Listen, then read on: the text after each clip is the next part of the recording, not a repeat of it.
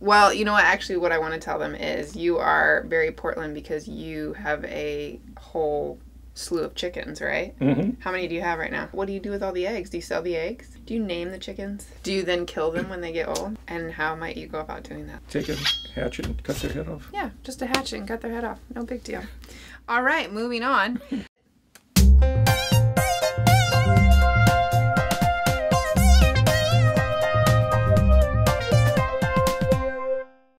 I think it's hard sometimes to define what's an actual red flag, which is versus what's just an annoyance. Mm-hmm. But what would you say, like, when you've counseled couples, you're like, these are some major red flags, or there's been enough little red flags that this is not going to work, or conversely, what are some green flags? You know, the way to look at it is is the way I see it is there's green flags, yellow flags, and red flags. Didn't say yellow. Yes, you Screwed it said up. yellow. Yeah. So the yellow are the cautionary, which you know they're not deal breakers, but they're cautionary. Yeah.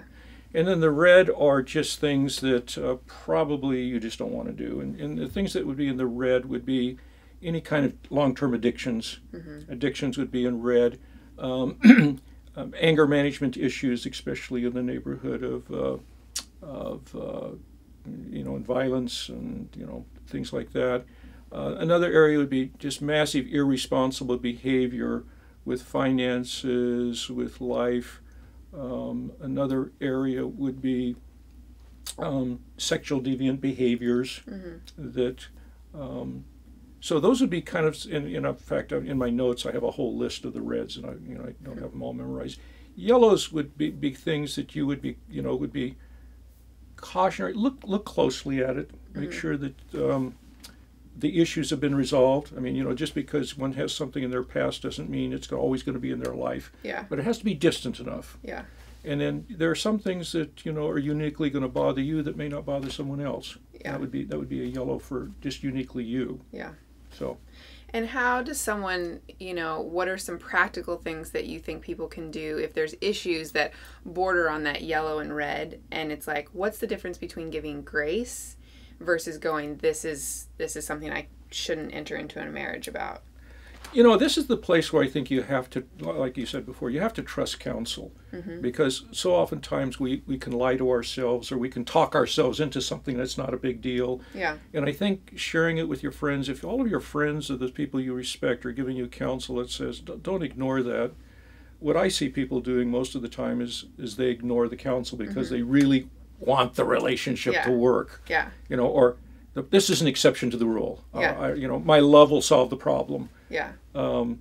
And that's what gets you into trouble. You just can't trust your own judgments. Yeah. Which is why I'm always so surprised when people are like, oh, I don't want to introduce my boyfriend or girlfriend to my friends or my family yet. Not yet.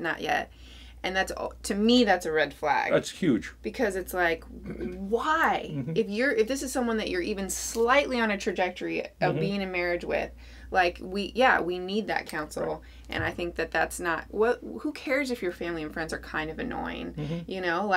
If you're wanting to know what red flags are, you gotta enter into that with people right. who know you. So. And sometimes your friends and family can have a better sense of what fits you than you can. Mm-hmm. There's research to show that if your friends and family don't like the person, probably not going to be a good marriage. Yeah. It doesn't mean we abdicate our own thinking and right. prayer life, but generally I feel like, I know that's what happened for me, mm-hmm. People on the outside being like, get out. Ooh, chickens!